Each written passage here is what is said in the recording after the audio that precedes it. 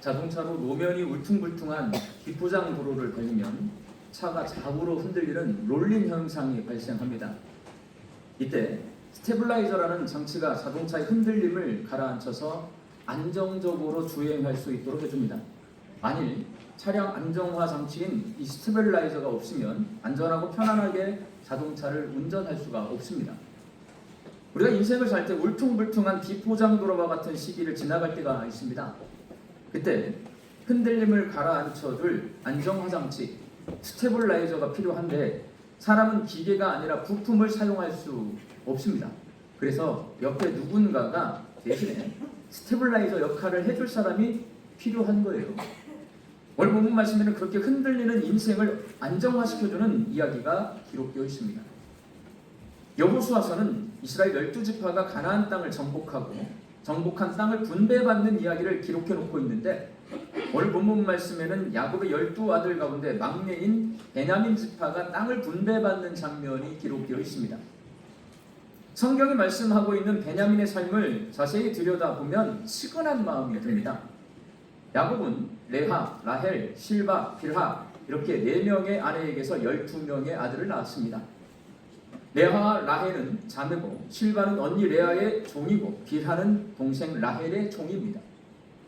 먼저 레하가 루벤, 시므온, 레위, 유다를 낳았고 불임인 라헬이 자신의 종인 빌하를 야곱에게 아내로 주어서 단과 납달리를 낳았습니다. 그러자 언니 레하도 자신의 종 실바를 야곱에게 아내로 주어 갓과 아셀을 낳았고 다시 레하가 이사갈과 스불론을 낳았습니다. 마지막으로 라헬이 요셉과 베냐민을 낳았습니다. 자매면 사이가 좋을 것 같지만 레아와 라헬이 자매지간임에도 남편의 사랑을 받기 위해 서로 시기질투하는 모습, 성경은 그대로 기록해 놓았습니다. 이걸 보면 4명의 어머니에게서 12명의 아들이 태어난 야곱의 가정이 어떤 분위기였을지 쉽게 상상할 수 있습니다. 야곱도 4명의 아내도 그리고 12명의 아들들도 함께 화목하게 살기가 결코 쉽지 않았을 겁니다. 전쟁 났을 거예요. 그런데 안타깝게도 라헬이 베냐민을 낳다가 죽고 맙니다. 출산 중에 죽어가던 어머니 라헬은 아들에게 슬픔의 아들이라고는 뜻을 가진 베노니라는 이름을 붙여주었습니다. 그러나 나중에 아버지 야곱이 오른손의 아들, 힘의 아들이라는 뜻을 가진 베냐민으로 이름을 바꿔줍니다. 원래 이름이 베노니였어요. 그걸 베냐민으로 아버지가 바꿔주는 거예요. 베냐민은 엄마 젖을 먹지 못하고 자랐고 엄마의 사랑을 받지 못한 채 자랐습니다. 게다가 어머니 라헬이 낳은 형제 딱 한 명 있어요. 형이 요셉인데 엄마가 같아요. 근데 그 요셉이 어떻게 됐어요? 다른 배다른 형제들의 미움을 받아서 팔려가 버리고 맙니다. 베냐민을 돌봐줄 사람이 아무도 없습니다. 엄마도 없고 형도 없고. 사랑이 절대적으로 필요한 시기에 사랑받지 못하면 사람에게 결핍이라는 것이 생깁니다. 본능적으로 그 결핍을 채우려고 합니다. 이건 본능이에요. 대부분의 사람 다 똑같이 이렇게 됩니다. 내가 사랑이 없어서 사랑을 채우려고 하면 다른 사람이 날 쳐다봐 줘야 돼요. 이목을 끌려고 합니다. 그때 사용하는 방법이 삐뚤어진 행동을 하는 겁니다. 그래서 청소년들이 방황하는 거예요. 자신을 돌봐주고 보호해줄 사람이 없어서 스스로 자신을 지켜야 했던 베냐민은 성경을 읽어보면 쌍꾼이 됩니다. 창세기 49장 27절 말씀 함께 읽겠습니다. 베냐민은 물어뜯는 일이라 아침에는 빼앗은 것을 먹고 저녁에는 움킨 것을 나누리로다. 아버지 야곱은 죽기 전에 막둥이 베냐민이 물어뜯는 이리처럼 싸움을 잘하는 군사가 되어서 많은 전리품 빼앗아서 형제들에게 나누어주게 될 것이다 라고 유언을 합니다. 물어뜯는 이리. 자, 유언인데 축복이에요? 이거 저주예요? 물어뜯는 이리가 이거 축복 같아요? 저주 같아요? 물어뜯는 호랭이도 아니고 물어뜯는 사자도 아니고 물어뜯는 늑대도 아니고 물어뜯는 이리, 막둥이기 때문에 이리인 거예요.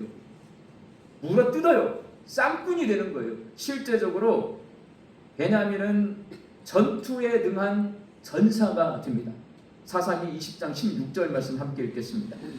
이 모든 백성 중에서 택한 700명은 다 왼손잡이라 물매로 돌을 던지면 조금도 틀림이 없는 자들이더라. 베냐민 지파 사람들은 물맷돌을 정확히 던져서 적군을 쓰러뜨리는 투석전의 명사수들, 전사였습니다. 쌈잘하는 사람. 그런데 쌈꾼인 베냐민 지파 사람들은 문제가 뭐냐면 이방 나라 사람들만 싸우는 게 아니고요, 이스라엘 다른 지파 사람들하고 싸웁니다. 이스라엘 다른 지파, 베냐민 막둥이에요. 나머지 11지파하고 싸워요. 그럼 누구하고 싸우는 거예요? 형들한테 덤비는 겁니다. 사사기 19장에서 21장까지 내용이 자세히 기록되어 있는데요, 형들한테 덤비는 베냐민의 모습이 기록되어 있어요. 그것이 문제예요. 기브아에 살고 있던 베냐민 지파의 불량배들이 어느 레위 사람의 첩을 윤간해서 죽게 합니다. 윤간, 뭔지 아시죠? 여러 명의 남성이 한 여성을 성폭행해서 여성이 죽었어요. 이 일에 책임을 묻기 위해 베냐민 지파를 제외한 나머지 11지파가 43만 명의 군사를 모아서 기브아로 올라가 베냐민 지파 사람들에게 사과를 요구합니다. 그런데 문제는요, 사과하지 않습니다. 끝까지 버텨요. 그리고 어떻게 하냐? 베냐민 지파 사람들은 2만 6천 명의 군사를 모아서 형들 지파하고 대놓고 싸웁니다. 1대 11로 싸워요. 결과는 어떻게 됐냐? 25,400명이 죽고 600명만 살아남습니다. 베냐민 지파 전체가 사라질 위기에 처하게 되었어요. 이렇게 형들에게 죽자고 덤벼드는 막내 베냐민의 모습을 보면 애정결핍으로 인해 삐뚤어진 문제 청소년의 모습이 보입니다. 이런 내용을 모두 이해하고 오늘 본문 말씀을 읽으면 가나안 땅을 분배할 때 하나님께서 왜 그 땅을 베냐민 지파에게 주셨는지 알 수가 있습니다. 베냐민 지파는 제비를 뽑아 가나안 땅 한가운데를 분배받았습니다. 땅 경계 대부분이 아래에 있는 유다 지파와 맞닿아 있고 위로는 에브라임 지파와 맞닿아 있습니다. 제가 쭉 여호수아 설교를 해나가는데요, 에브라임 지파, 요셉 지파예요. 요셉 지파는 장자의 명분을 받은 사람입니다. 받은 지파예요. 원래 장자는 루벤인데요, 루벤은 야곱의 아내와 잠을 잤어요. 다른 엄마랑 잠을 잔 거예요. 하나님께서 장자의 명분을 빼앗아 버립니다. 장자의 명분을 루벤이 잃어버렸어요. 그럼 이 장자의 명분이 어디로 갔냐? 성경은 또 다 써놔요. 요셉 지파, 에브라임 지파가 요셉 지파예요. 에브라임 지파가 장자의 명분을 가져가서 땅을 분배받을 때 장자는 다른 아들보다 2배 많이 받거든요. 요셉의 아들이 에브라임과 므낫세예요. 에브라임과 므낫세가 받은 땅이 다른 지파보다 훨씬 많아요. 2배 이상 많습니다. 이거 왜 그러냐? 장자의 명분을 가지고 있어요. 유다 지파, 여호수아서를 읽어보면 장자의 사명을 받았어요. 거기서 왕이 나옵니다. 거기서 메시아가 나옵니다. 장자라고 하는 것은요, 재산 많이 물려받지만 좋은 거 아니에요. 책임도 져야 돼요. 그 집안을 책임져야 되는 거잖아요. 그 책임이 누가에게? 유다에게 있는 거예요. 그래서 유다에게도 땅을 많이 물려줬어요.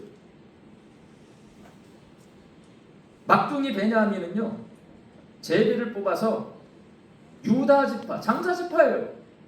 에브라임 지파, 장자 지파예요. 장자의 사명과 장자의 명분을 받은 이 2지파 사이에 딱 있어요.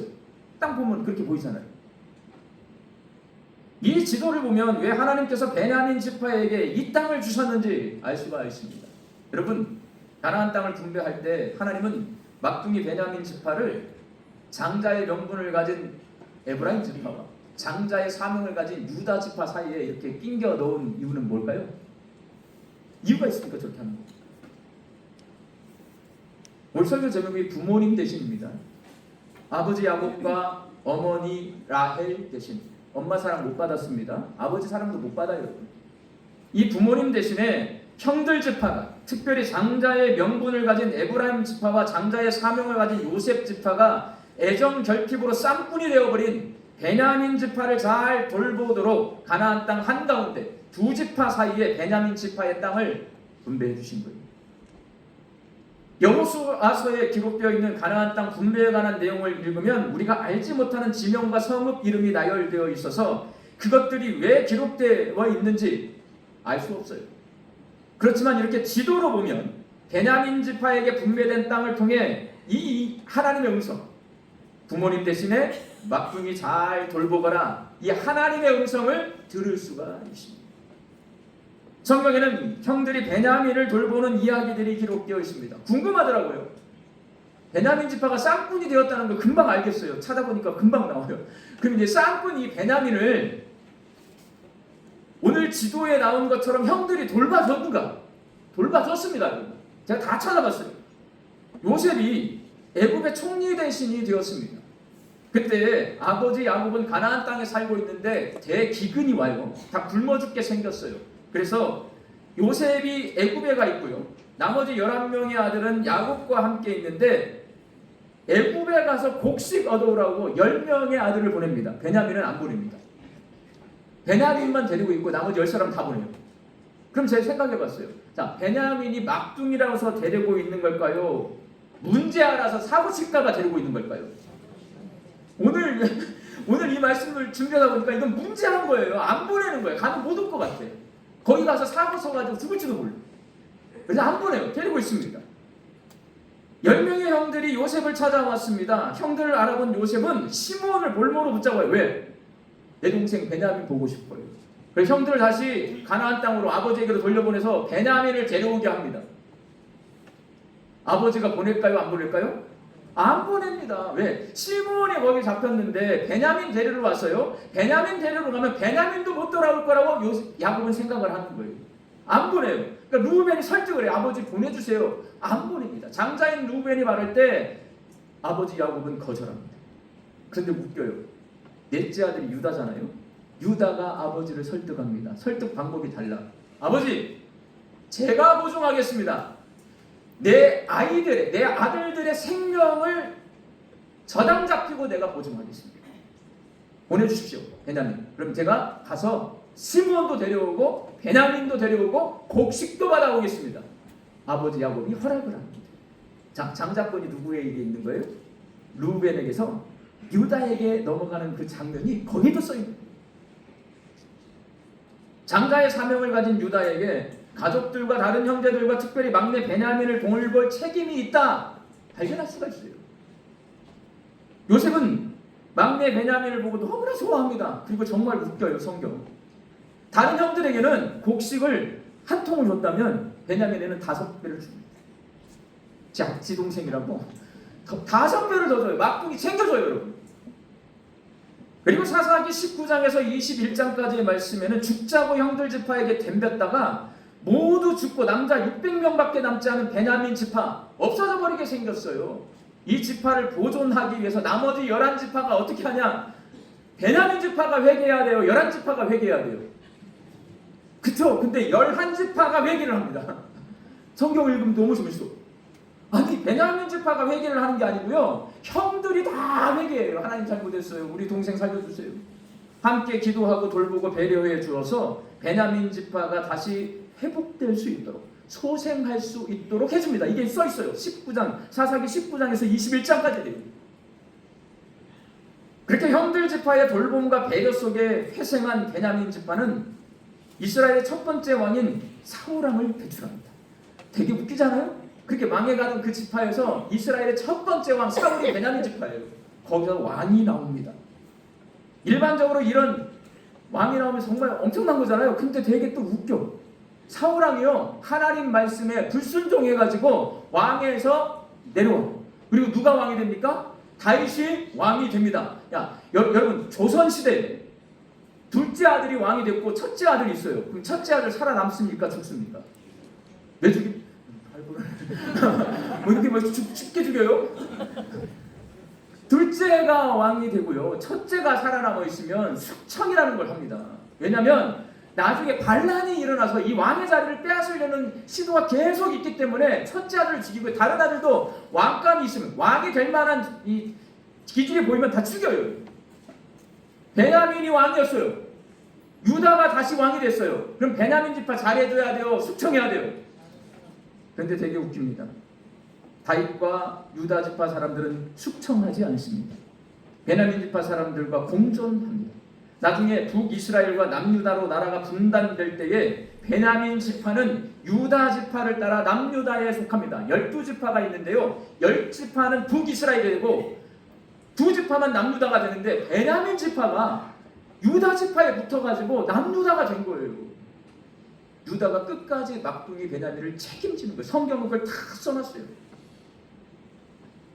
막내 베냐민 지파가 울퉁불퉁한 비포장 도로를 달리는 자동차처럼 요동치는 인생을 살 때에 형들 지파가 흔들리는 막둥이 베냐민 지파의 삶을 안정화시켜주는 스테블라이저, 그 역할을 톡톡히 해냅니다. 부모님 대신에 막둥이 동생을 힘합쳐서 잘 돌봐주는 것입니다. 이렇게 가나안 땅 분배 지도를 보면서 부모님 대신 막내를 잘 돌보라는 하나님의 음성을 듣고 성경을 읽으면 베냐민의 형들, 야곱의 11 아들들이 스테블라이저가 되어서 막내 베냐민을 돌보는 모습을 발견할 수 있습니다. 그리고 가나안 땅이 그렇게 형제 사랑을 실천하는 하나님 나라의 모습을 간직한 땅이라는 것을 알 수가 있어요.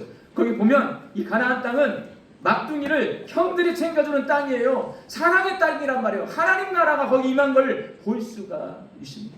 베냐민 지파의 땅 분배의 모습에서. 사랑하는 광주 양육교회 성도 여러분, 우리 교회는 돌봄을 받아야 할 막내입니까? 돌봐야 할 장자입니까? 우리 교회는요 되게 안 좋아요. 누가 뭐라 해도 양림교회는 막둥이 아니고요 장자예요. 장자. 예수님의 성탄을 기다리는 대림절기를 우리가 살고 있는데 2025년 성탄절, 우리 교회 생일이 성탄절이잖아요. 창립 121주년. 나이도 많이 먹었어요. 121주년. 광주 지역에서 양림교회는 장자의 사명을 가진 교회입니다. 그리고 전남 지역 전체를 놓고 봐도 손가락에 꼽힐 정도로 오랜 역사를 가진 형님교회입니다. 그래서 우리는 오늘 본문 말씀을 통해 우리 광주 양림교회를 향해서 하나님께서 아버지이신 하나님 대신에 동생교회를 잘 돌보거라 라는 음성을 들을 수 있습니다. 우리는 지금 신앙생활하기 어려운 시대를 살고 있습니다. 사람들이 교회를 좋아하지 않고 싫어합니다. 신앙생활을 하는 교인들조차도 교회가 싫어서 교회를 떠나는 교인들이 많습니다. 우리 양림교회도 많이 있어요.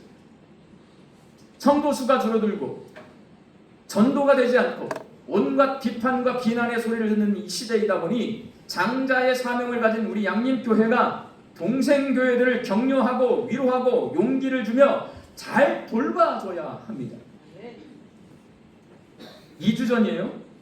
서석교회, 동명동에 있는 서석교회 위임 목사님께서 저에게 전화를 주셔서 도움을 요청해온 교회가 한 곳 있는데 서석교회와 양림교회가 힘을 합해서 도울 수 있겠습니까? 라고 물었습니다.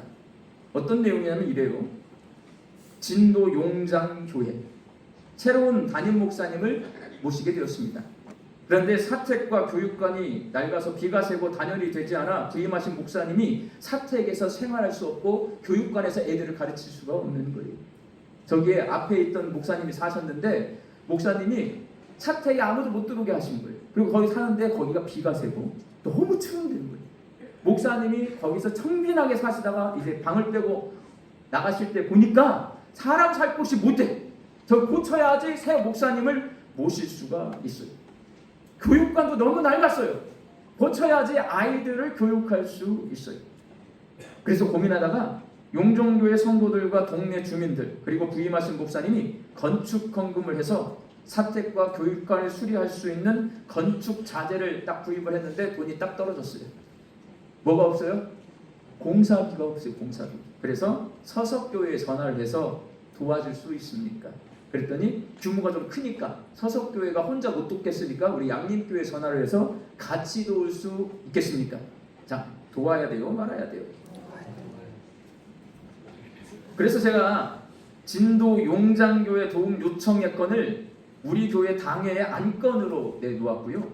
당의원들이 우리 양림교회는 지붕을 수리해주고 서석교회는 내부를 수리하기로 결의를 했어요. 지난 주간에 공사가 거의 끝났고 이제 이번 주간 수요일까지 마무리 작업만 하면 된다고 합니다.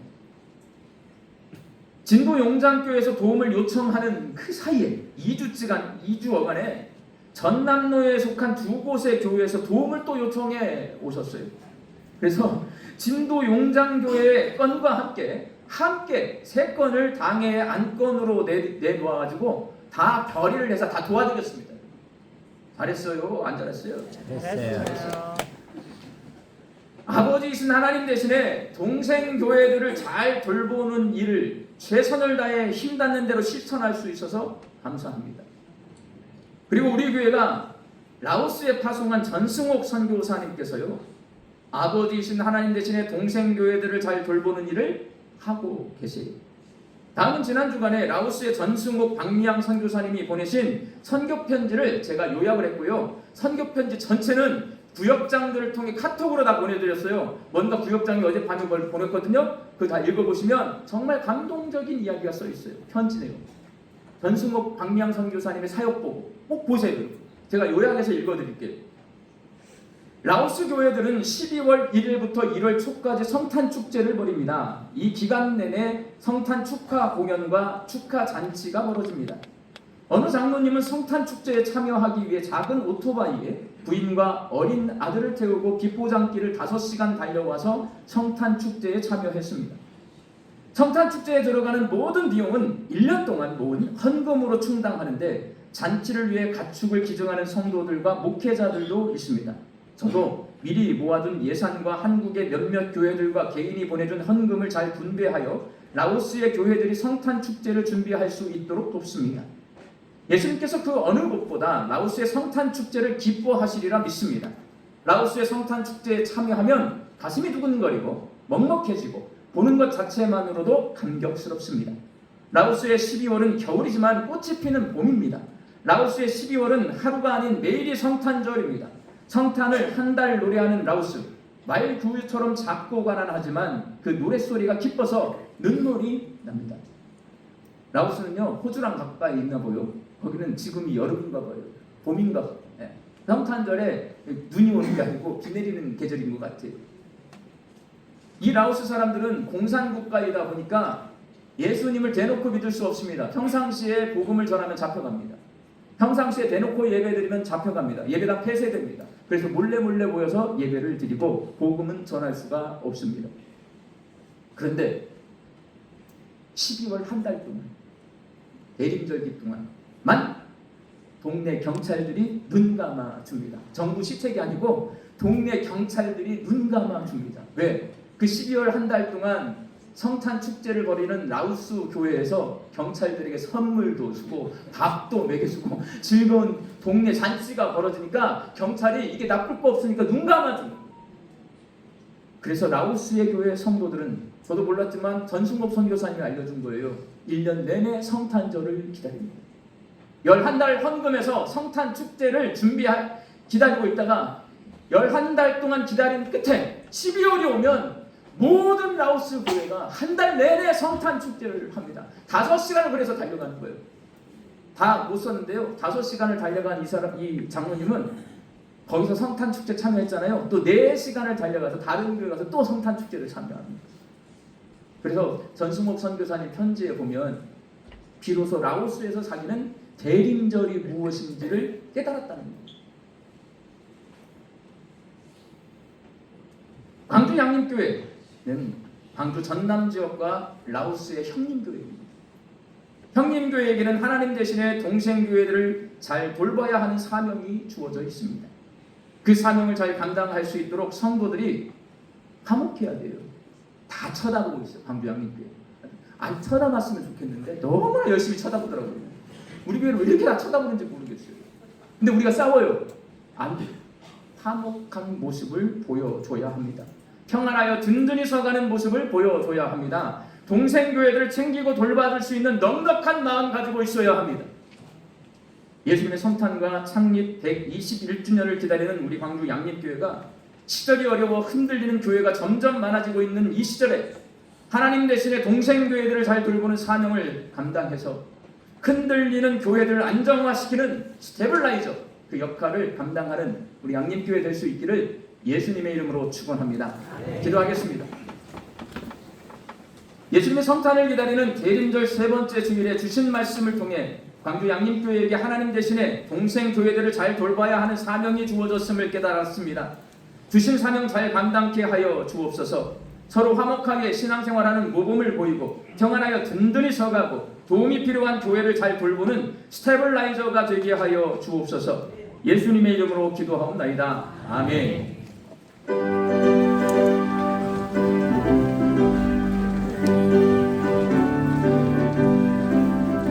빛의 사자들이여 서가서 어둠을 물리치고 주의 진리 모르는 백성에게 복음의 빛 비춰라. 빛의 사자들이여 복음의 빛 비춰라. 새로운 밤 맑게 비춰라. 빛의 사자들이여 선한 사역 위하여 힘을 내라. 주 함께 하시겠네. 주의 크신 사랑을 전파하며 복음의 빛 비춰라. 빛의 사자들이여 복음의 빛 비춰라. 새로운 밤 맑게 비춰라. 빛의 사자들이여 주님 부탁하신 말 순종하여 이 진리 전파하라. 산을 넘고 물 건너 힘을 다해 복음의 빛 비춰라. 빛의 사자들이여 복음의 빛 비춰라. 새로운 밤 맑게 비춰라. 빛의 사자들이여 동서남북 어디나 땅 끝까지 주님만 의지하고 눈으로 부어 못 보는 백성에게 복음의 빛 비춰라. 빛의 사자들이여 복음의 빛 비춰라. 새로운 밤 맑게 비춰라. 빛의 사자들이여. 이제는 우리 주 예수 그리스도의 은혜와 하나님의 사랑하심과 성령님의 교통하심이 하나님 대신 연약한 교회들을 돌보는 사명을 잘 감당하기로 결단하는 광주 양림교회 성도들의 머리 위에와 일터와 가정 위에 이제부터 영원히 함께 계시기를 축원하옵나이다. 아멘.